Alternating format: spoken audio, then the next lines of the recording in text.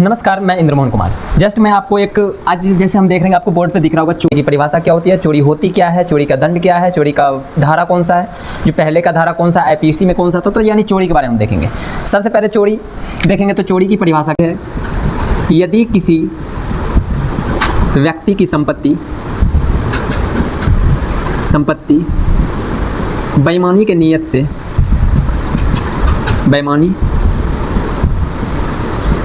नीयत से एक जगह से दूसरे जगह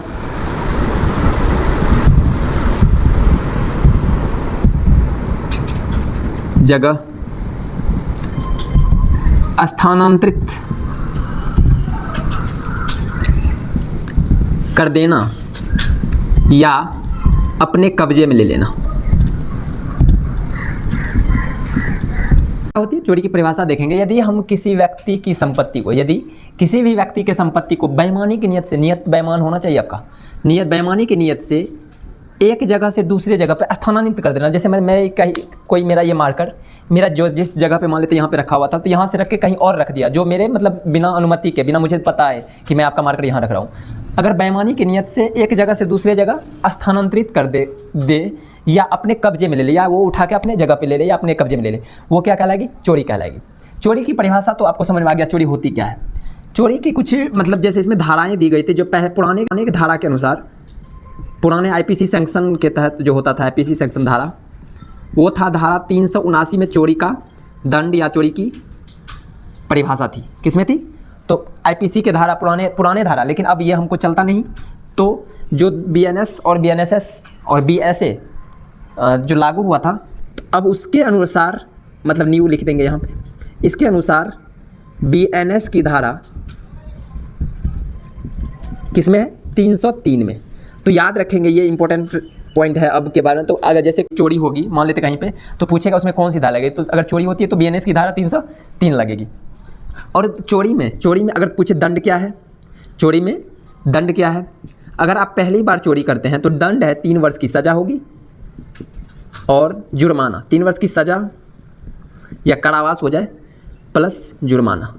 लेकिन अगर बार बार आप चोरी करते हैं, अगर ये रिपीट करते हैं यानी दोहराते हैं, तो सज़ा आपको थोड़ी कड़ी मिलती है और उस टाइम में आपको 5 वर्ष की सज़ा हो जाती है अगर दूसरी बार होती है। और इसी तरह अगर आप बार बार चोरी करते जाते हैं तो वो सज़ा बढ़ती जाती है और जुर्माना भी लगता है।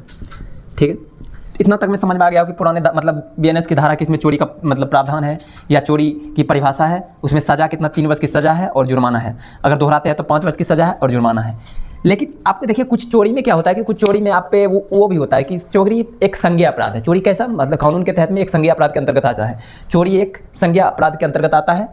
और चोरी में क्या होता है कि मूल्य पे भी डिपेंड करता है। अगर मान लेते हैं मुझे 5 रुपए की कलम चोरी की, तो इसमें उतना बड़ा मतलब इसमें आसानी से आपको बेल भी मिल जाती है, इसमें आसानी से मतलब हिरासत जाते भी नहीं है, हो जाता है। वही आप 1 करोड़ की हीरे चोरी कर लिए तो फिर उसमें तो आपको सज़ा मिलेगी ही मिलेगी। तो वो भी डिपेंड करता है, वो मतलब एक समझ लीजिए कि सिचुएशन भी डिपेंड करता है किस टाइप की वो है। अब चोरी का कंडीशन क्या होना चाहिए? जैसे चोरी में कंडीशन क्या सब होना चाहिए?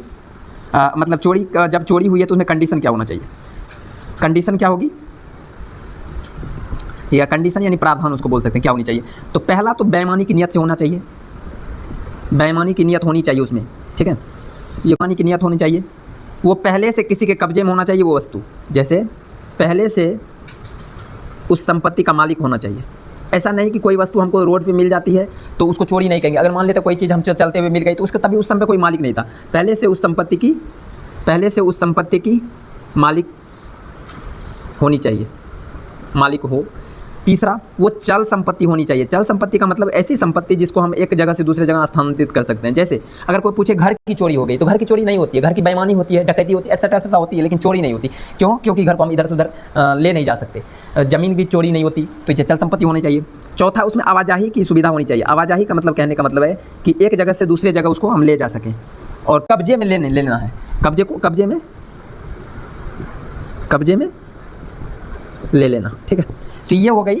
तो ये हम लोग आज चोरी के बारे में देख लिए। तो बस इतना ही आज के लिए। और इसी तरह से मैं एक छोटा सा टॉपिक लेके इस तरह का वीडियो बताता जाऊँगा, ताकि आपको मतलब सारे मतलब कानूनी नॉलेज भी मिलता जाए। तो कैसा लगा ये वीडियो कमेंट में